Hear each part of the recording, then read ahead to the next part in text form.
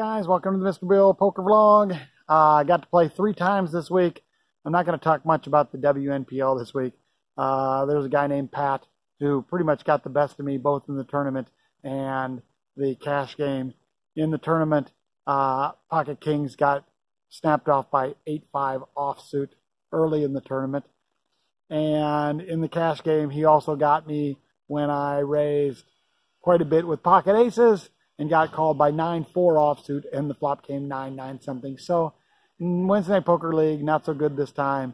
So let's move on to what happened at WinStar the next 2 times I played. So this week I decided I would work on fixing a specific leak that I have.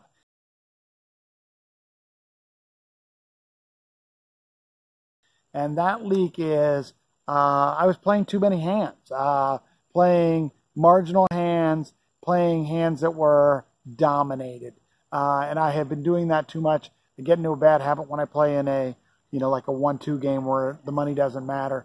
But I was letting that creep into a 2-5 and a 5-10 game. So I specifically was working on this week, not playing hands like King 10, King Jack, Queen 10, Ace 6, Ace 7, hands that are easy dominated or hands that were just marginal, especially if they were the raise pre-flop.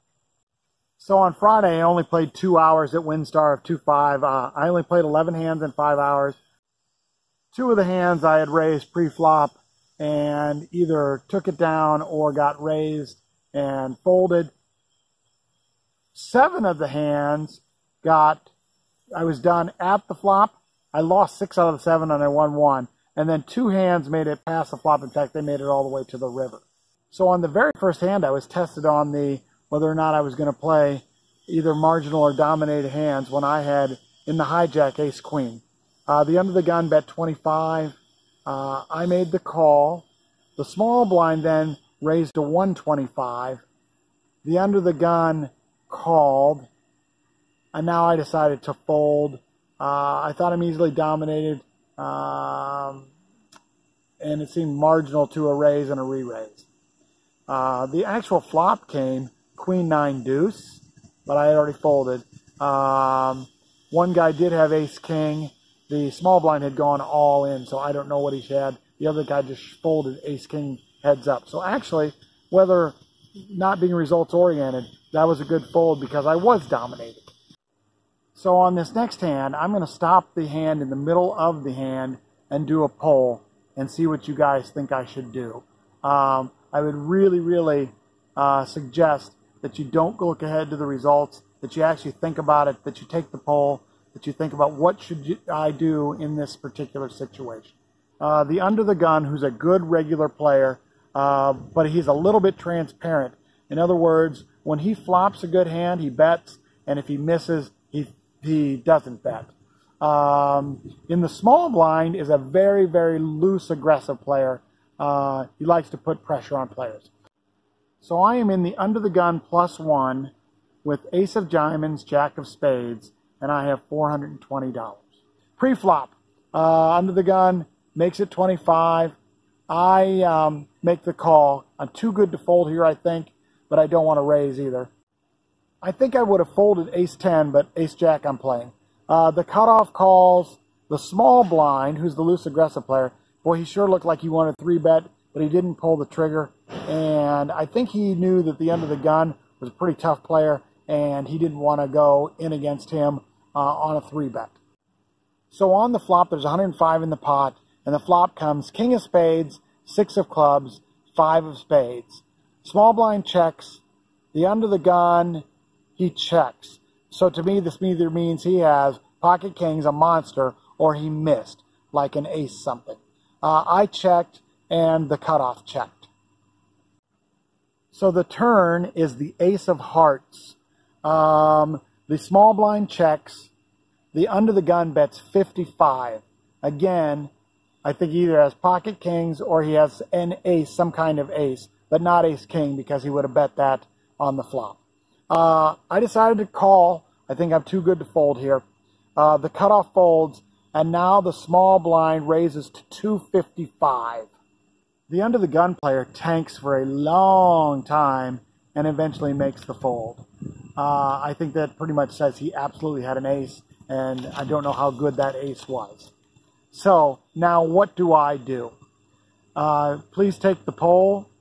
The poll is going to be either I should fold, I should call, or I should shove. And we'll get back at the end of this and tell you about what actually happened. I would also appreciate some comments on why you say I should do whatever you chose in the poll. Guys, don't be results oriented. It doesn't matter if I win, if I lose in this hand. I want to know what you really, really thought at the time of the decision. So I went back to WinStar on Saturday night with my son, Billy. And again, I was trying to do the same thing, and I'm not going to play. I'm going to work on my leaks. In this first part of the session, I did not play very many hands, but one of them I did play. I was under the gun with king of clubs, 10 of clubs with 500, about the sixth hand. I make it 20, and there's 5 callers. The flop has 120, is jack of diamonds, 8 of clubs, 3 of hearts, and surprisingly, it all checks around. Is the queen of diamonds, so now I'm open-ended. It checks to me. I make it 85, and only the button calls. The river is the 3 of diamonds, bringing in the flush. I bet 200. He snap folds. I show the bluff, which I rarely do. I think I only showed it because one of my buddies from my league, Rob Jenkins, was at the table, and I said something about, all right, Rob, I guess this is how we're going to play tonight. But I did set the precedent that I would mix it up and bluff a little bit. That comes back in a little bit to either bite me or help me. We'll see. So this next hand, I am on the button with ace of spades, 9 of diamonds. It's a straddle to 10. There's 2 callers. Man, I almost folded and thought, I don't want to play dominated hands, like I said. But I made the call since it was only $10. There's 4 to 1. Now the small blind makes it 40. Small blind was a splashy player. The under the gun folded, and the rest of us called, including me. Again, it was 30 to win 130, so a little bit, 4.3 to 1 when it came back to me. The flop came with 160 in the pot, came 9 of hearts, 6 of hearts, 2 of clubs. It checks to me. I got top pair with ace kicker. I bet 125, and now the small blind shoves all in for, well, it wasn't very much more. It was like another 200, I think, something like that. And of course, I make the call. He has absolutely the worst hand I could possibly see, which is pocket 9s. The board runs at 3-8, and I lost. I kind of beat myself up a little bit on this one because not the call of the $40, but the call of the $10. I said I wasn't going to play dominated hands. Ace 9 is a dominated hand, and I did it. Leaky, leaky, leaky. I did pretty good other than this one, but golly, plug that leak, man. So in the next 3 orbits, 24 hands, because I think we were playing 8-handed, I played 1 hand, and it was folded pre-flop. I just got 0 cards. And plus, it was an aggressive table, so, 3 bets when I have another ace-9 or a king-10, I was letting those go. So I decided I needed to break. We went for a Dairy Queen break, yay Dairy Queen, and I came back, and everything changed. So in the very first hand back from break, I was king of clubs, 9 of hearts with 500 in my stack. The button limped, the small blind called, and I just checked it. The flop with 15 in the pot came 9-3-4. The small blind bet 10, and both I called and the button called. The turn was another 9. Small blind bet 15. I raised it to 40, and the button folded, and the small blind made the call. Interesting. The river has 125 in the pot and comes with a 5. He checks. I make it 55, and he absolutely snap calls. I show, and he mucks. And that's what I was talking about earlier. It says, man, did the fact that I set a precedent that I would bluff have an impact on this hand? I think so. I think that they got this guy to call both the turn and the river because I had showed a bluff earlier, which I rarely do. So I'm in the big blind with 4 of diamonds, 4 of clubs, and I have 575. There's a limper. Somebody bets 20, I call, and the limper calls. So the flop with 60 in the pot comes ace of diamonds, jack of diamonds, 4 of hearts. Yes, sir, I flop a set. It's checked to the end of the gun, who makes it 20. Next player calls. I make it 150, and now the original raiser makes it 295. I obviously call, and he turns over ace of diamonds, 9 of diamonds for a flush draw. The board runs out 9 of hearts, 6 of diamonds. Ugh, he hits his flush and beats me. So these next 3 hands were all played against Rob Jenkins, who was a vlog watcher, contacted me about playing in our Wednesday Night Poker League, and now he plays in our league, and Rob and I have become friends. He's a really, really good player. So these next 3 are all against Rob. So I'm on the button with ace-jack. I have 565 in my stack. Rob is in the cutoff. It checks around to him. He makes it 20. I call, the small blind calls, and the big blind calls. So there's 80 in the pot to a flop of queen, jack, 5. It checks to Rob, who makes it 75, and I make the call. The turn with 230 in the pot is another queen, and now it goes check, check. The river is an 8. Rob in the cutoff makes it 150. Man, I tank and I tank, and I decide, since I've got jack with an ace kicker, I would make the call, and I make the call, and Rob turns over queen jack for a full house. Youch. He got the best of me on that one, and he took $245 for me on that hand. So the next playable hand for me, I had king of diamonds, queen of diamonds in the small blind. It's raised to 20 by someone. The hijack and the button, who is Rob, calls. I was tempted to go ahead and 3-bet this, but I did not, and I made the call. So now there's 80 in the pot, I think 85, and the flop comes 9 of diamonds, 10 of spades, jack of hearts, bingo bongo. I flop nuts. The end of the gun checks. The next player makes it 30. Rob raises it to 100. Yay me. I'm trying to think what to do. I decided I would smooth call this, and the next player folds, and the first better folds. So now with 310 in the pot, the turn comes a 5 of diamonds. I tank for a little bit and then check. Rob bets 125. I then raise to 295, and Rob absolutely snap folds and says, you know, I could lay down some big hands. He said that he had a pair with a straight draw on the low end on this one. So really not that big a hand. He was telling me, though, he could easily lay down 2 pair there. So good lay down. I won 245 from Rob on that hand. So now we're even after these 2 hands so far. And the last hand, I have ace-king on the button. It checks all the way around to Rob, who bets $5 in the cutoff. I raise to 25. The small blind, the big blind, and Rob in the cutoff all call. So on the flop, there's $100, and the flop comes ace, 7, deuce. Checks around to me. I make it 60. It's fold, fold, and Rob makes the call. The turn is a 7.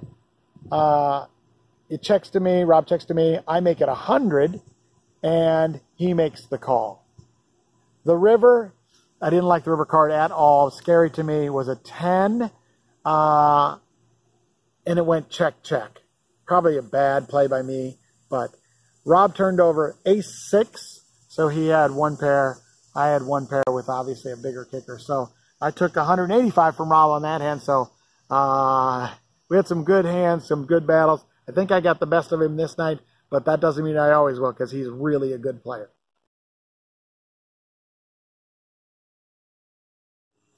So here is my thought process for what I did.